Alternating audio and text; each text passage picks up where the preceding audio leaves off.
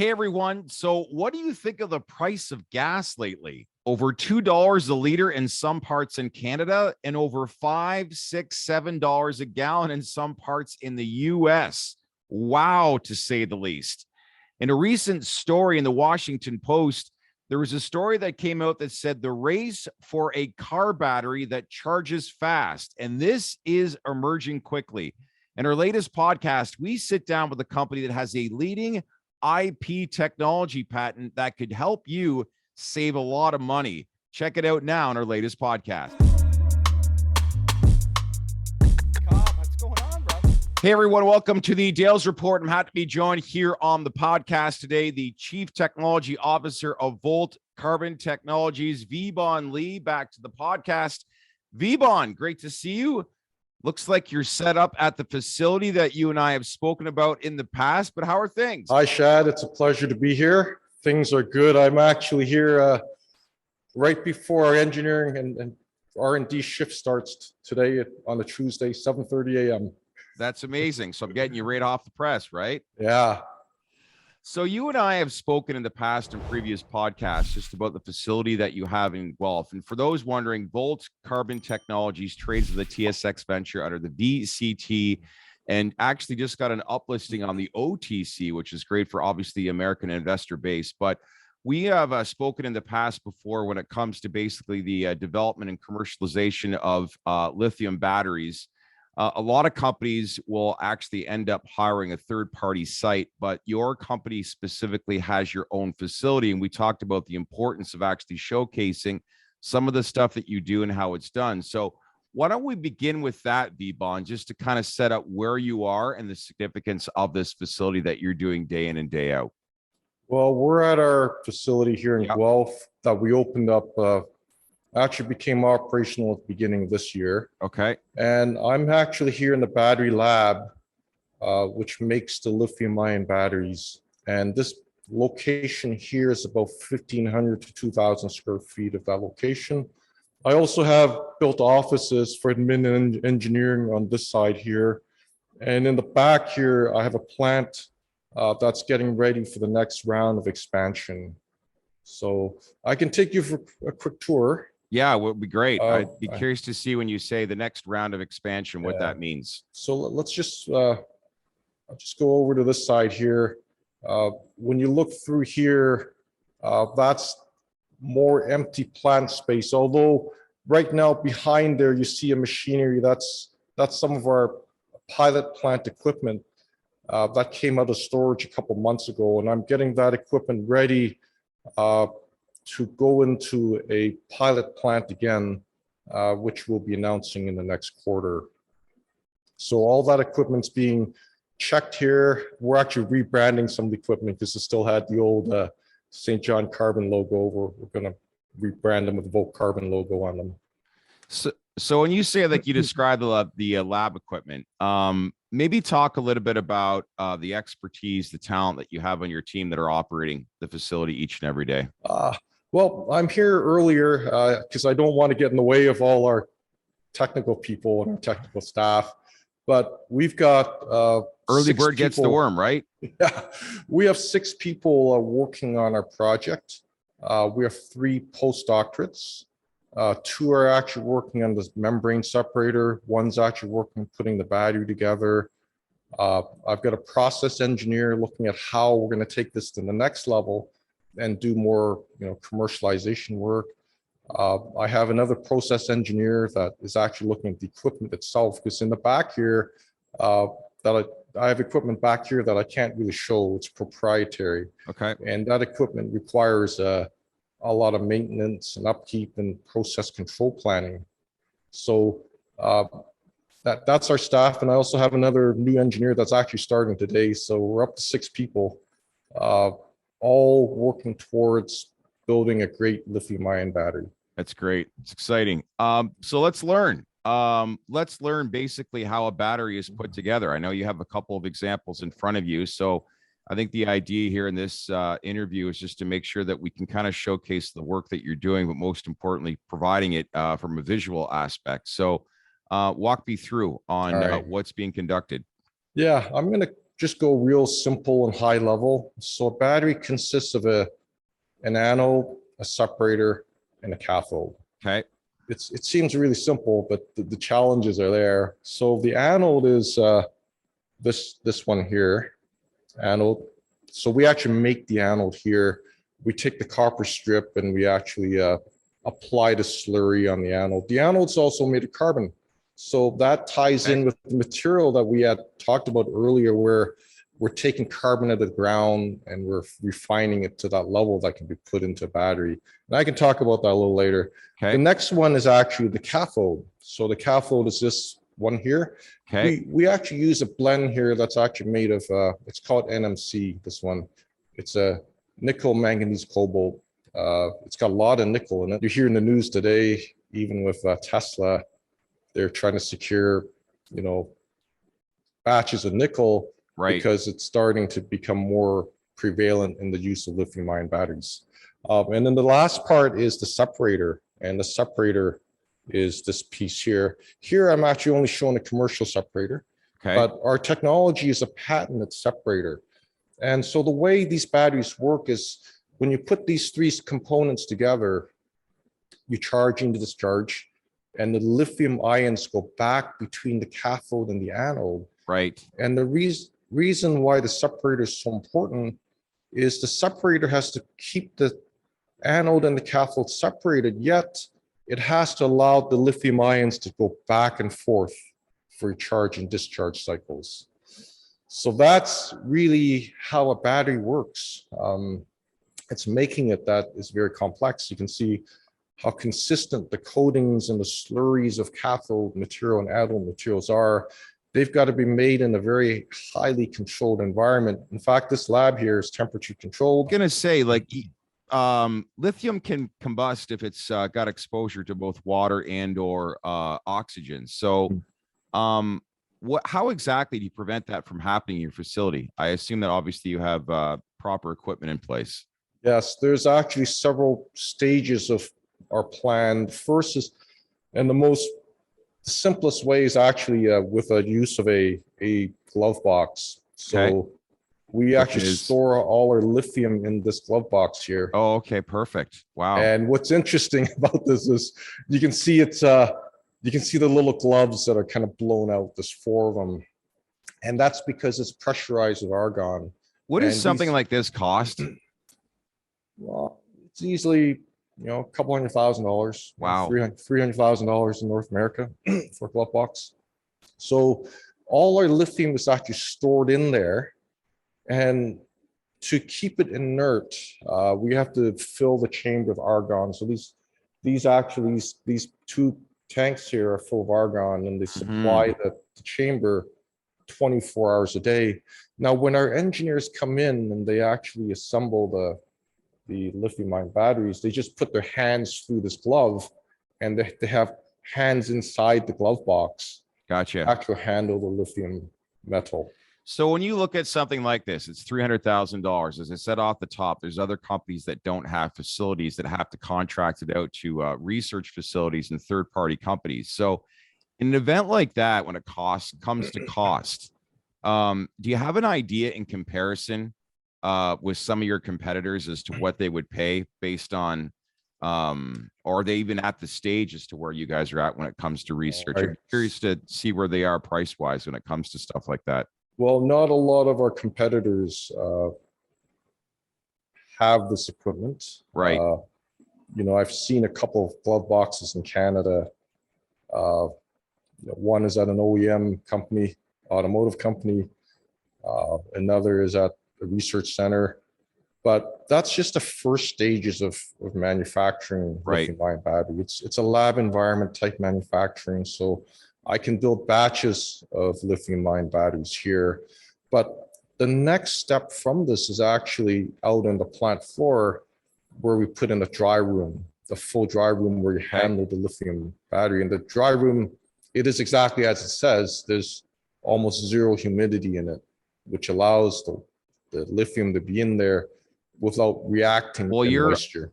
your Ultra battery division, it actually successfully built the first batch of 8-layer lithium-ion pouch cells at its your facility here. Explain to me, and that was happened recently. So explain the importance of that and what that will translate into further down the road when it comes to developing a commercially grade lithium battery. Well, what I've shown here is actually one layer of materials. So you get your cathode, anode, and your separator. Okay. But to build an 8-layer, that means you've got to do this 8 times over. And you have to stack it all together and you have to put it into this pouch cell, which is an 8-layer cell. Interesting. More materials. Why is that important to build an 8-layer? Well, because everything, you have to weld all the tabs together. You have to ensure that 8 layers are put together without shorting out. Right. And that the battery still functions, right? So exactly. So that's usually, if you look at a lot of our competitors, QuantumScape and Solid Energy, Solid Power, it was pretty big for them when they put multi-layers together, and now they're doing many more layers. So eventually we want to have a really, maybe a 20, 30 layer cell. Right. And to do that, first you got to master the process in the lab. Then you got to have the right process engineers look at the right equipment that'll do this over and over again safely. Right. If I was putting this together and the anode and cathode were touching physically, I will have a thermal issue, and it wouldn't be pretty. How so? Can you explain further? Well, because one side is storing energy, and then the other side is is transporting the ions. And if there is a short, that's what it's an internal short, is when you have the anode and cathode touching. And one of the dangers of lithium metal batteries is over time there's dendrite growth across the separator, and the dendrites cause the short circuit internal. Interesting. Well, I want to refresh with my viewers, and just in case if you're watching, well, the reason why we've been speaking to Volt over the past few months, and most specifically Vibon Lee, you're a company that is on par research-wise with some of the biggest companies in your field that have multi-billion-dollar market cap companies, yet you guys are very small. You have an extensive background. You've worked at Magna in the past. So let's kind of refresh people in the past about why this is such a tremendous opportunity. We look at the commodities section right now in division, or should say industry. The price of gas is astronomical right now and is not going to change anytime soon, which is why there's a major shift into like how the world is, viewing their lifestyle, more specifically cars. So when we look at this facility, we look at where people's lifestyles are trending. Discuss maybe some of the commercialization opportunities that you have on the horizon, based on some of the stuff that you're developing as you have outlined here today. Well, in the short term, we're going to go after some custom commercialization opportunities, because you don't want to build millions of these batteries at the start. You want to test out your technology. You want to look at small applications to start with. So this 1 amp hour cell will have some applications that we're looking at in aerospace and in drones. Then over time, we've actually started to build our first 10 by 10.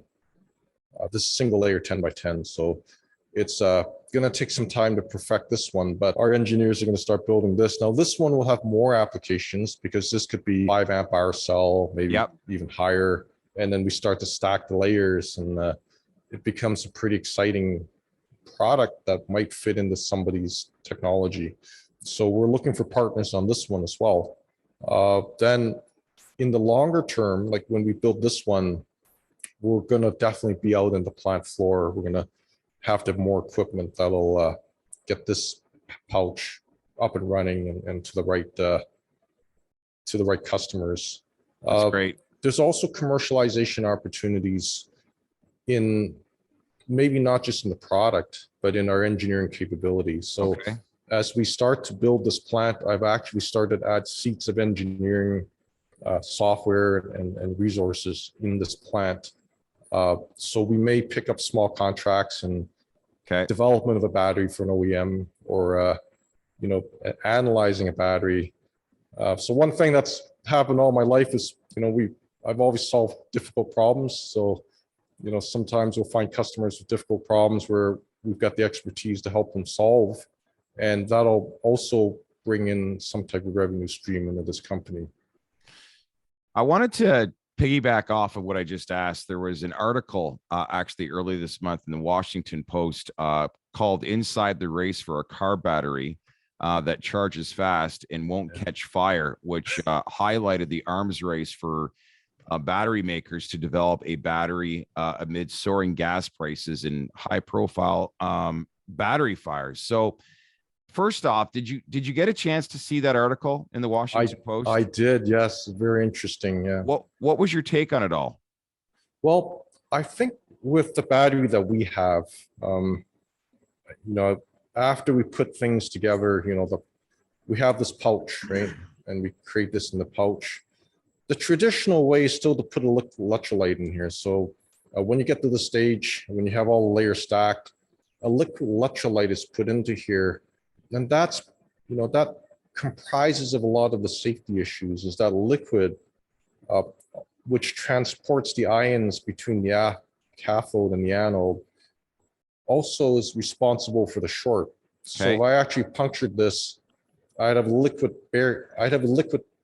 tunnel or passage between the cathode and the anode, which will cause this to ignite. When it comes to all solid state batteries, everything's solid. So when you puncture it, the electrolyte doesn't have that opportunity to bridge or short that anode and cathode together.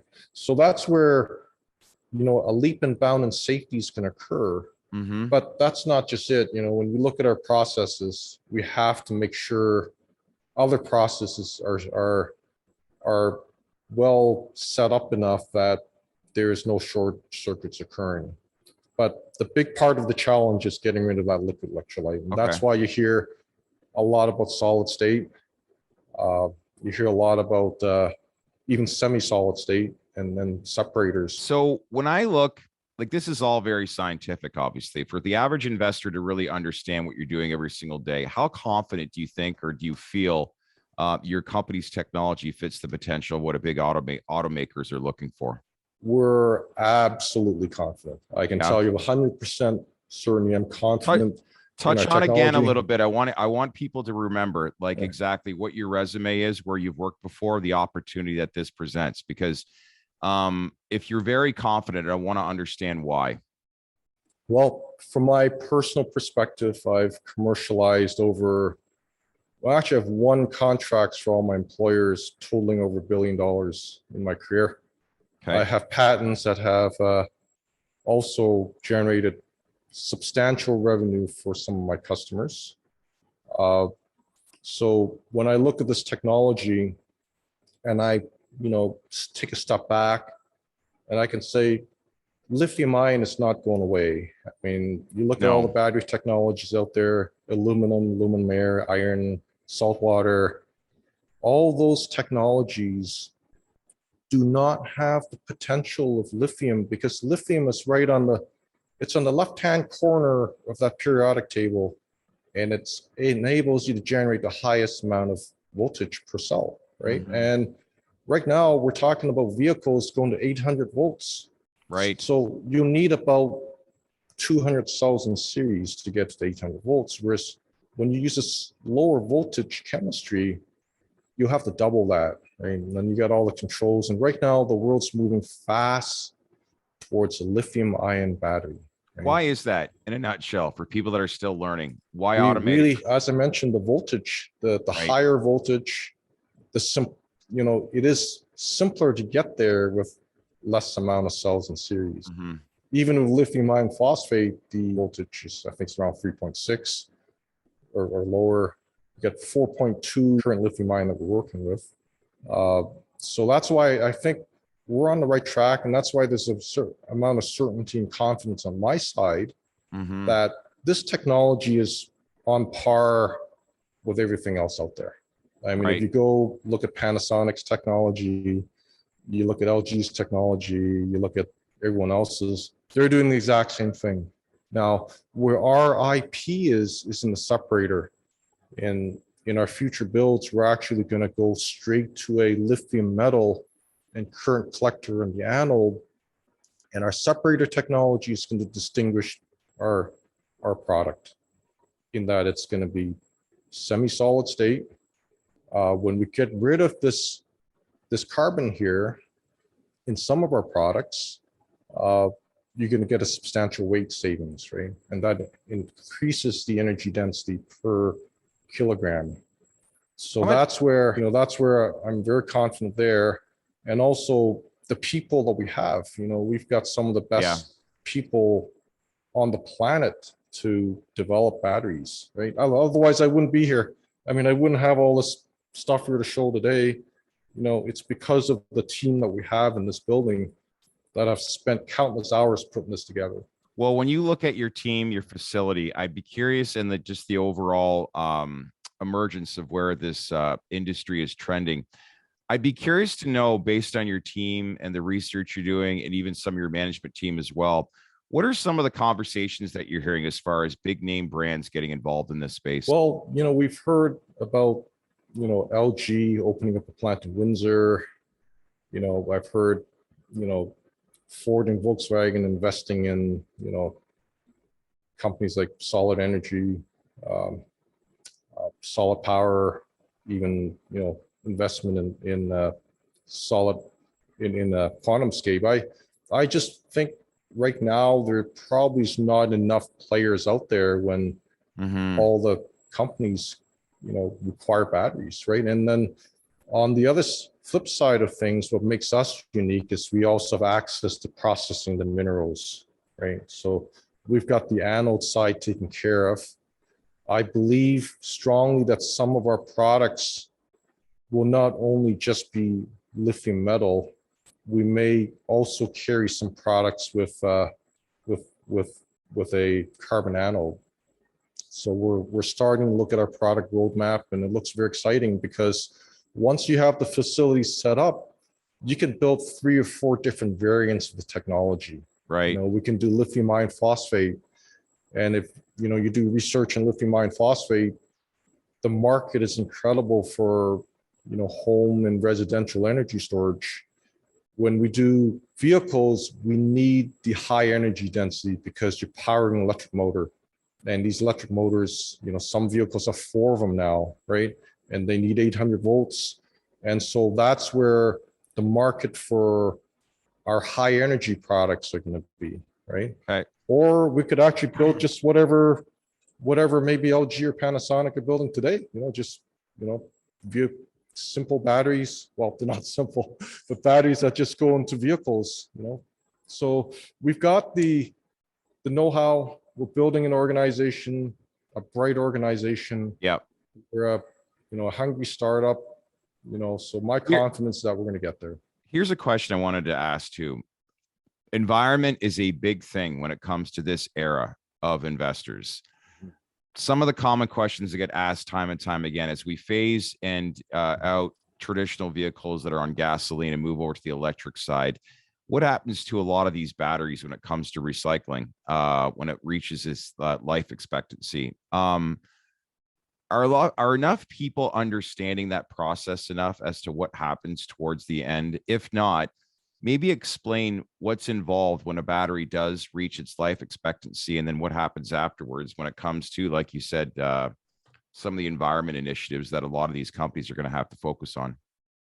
I think battery recycling is a very good way of recovering the materials, because you see the pain people go through to get the materials. Right. The cathode itself, if you're using what we call NMC chemistry, has a high percentage of nickel that can be recovered. There's cobalt in there in cathode. So companies are now paying attention to processes where they actually cut out the pouch, or if it's cylindrical cell, they've got processes where they just spin off the cap, unroll it, and then run chemical processes to extract the materials back. There's also carbon in it, lots of carbon. So I've seen a lot of those urban mining companies now getting into the recycling, and that has to be done, because I can't see all the stuff going to landfill. It would just be travesty to the environment. Yeah, of course. So where does that put you into the picture or bring you into the picture based on the research that you're doing? Well, our responsibility to the environment is also at the very beginning of our process too. We've got ways of extracting the graphite and the flakes, and we do that with environmentally friendly processes. So Yeah. I personally would refuse to do any acid operations. So when we take the ore out of the ground, we use air to enrich it to between 85 and 90%. We're actually increasing that capability with additions to our air classification process. And we've also enhanced this lab here. So this lab here not only services building batteries, but I've actually invested in equipment with our company to analyze the ores that we actually separate from the ground. We also have the ability to do some of the more environmentally friendly processes, like maybe a caustic bake. We can actually do that here. We've actually developed that capability a couple of weeks ago. So that's the front end. On the back end, we're going to have to rely on a recycler to look at our material and how the recycling occurs. Now, so, I was going to say next phase, next milestones or expansions. I know you touched on a little bit earlier, but what can we expect over the coming months? well, I think once we get our technology further entrained into this organization, we can expect a couple more patent applications. Okay. We can expect maybe our first very small commercial application, where we may do demonstrator. We've actually been fairly successful picking up some government incentives. So for the last 3 people I've hired, we've had small government incentives that have, offset some of our costs, but we may get into something bigger. We're talking about other funds that are available that may help offset our costs. We're also going for that second round of expansion where, I can't just stop with this lab. We build batteries, small ones, but we want to start building bigger batteries. Maybe this facility will get to maybe under a gigawatt level, like a megawatt level facility. And then eventually, long term, when we build lots of batteries, we're talking about a gigawatt facility, which will require another building. So we still have quite a ways to max out this building. Yeah. It's going to take some time, but we're going to learn a lot through this process, acquire patents, get some commercialization done, and probably attract more investors and more OEMs to join in this venture. All right. So growth on this facility, and then possibly a second location that's going to happen. Do you think timeline wise as to the second location, when are you thinking? Do you have an idea yet? Well, the second location for the mineral processing, we're getting close to. I'm expecting an announcement in the next quarter about that. We have our equipment here primed and ready to go. And the need to separate the 2 processes is important, because one process creates dust, like this, the separating process. It's dustier and dirtier, and I can't have that near this clean room environment here. So I'm expecting that we'll probably have another great call and discussion in August sometime. Yeah, that's the plan right now. Last thing I wanted to touch on, you got the listing in the US under the OTC, which is obviously going to attract some more US investors. For all you Americans watching, the ticker symbol is TORVF. So that's obviously exciting as the company expands more. But this has been great. At the end of the day, I think I think a lot of investor attention is focusing on this industry more and more as time is changing people's lifestyles at a rapid pace. And there's no further indication when it's costing people in Canada north of $200 to fill up a V8 vehicle. And the same thing, in the US, where in some parts, states like California are paying $6, $7 a gallon for gas. And Does it go lower? Perhaps, but how much? And I think the days prior to COVID and the prices we were paying are long gone, which is obviously an emergence for this industry. So listen, I appreciate your time. I appreciate the walkthrough, and let's keep in touch. Pleasure to be here, Chad. All Take right. care. Thanks, Vibond. All right. Bye. Hey everyone, thanks for watching. And if you like this video, wait until you see what we have next. Some of the best thought leaders in the verticals that we cover, from cannabis and psychedelics to cryptos and NFTs and sports wagering. So if you want to learn more, make sure to click on that bell for all notifications, and don't forget to subscribe to our channel. Thanks for watching.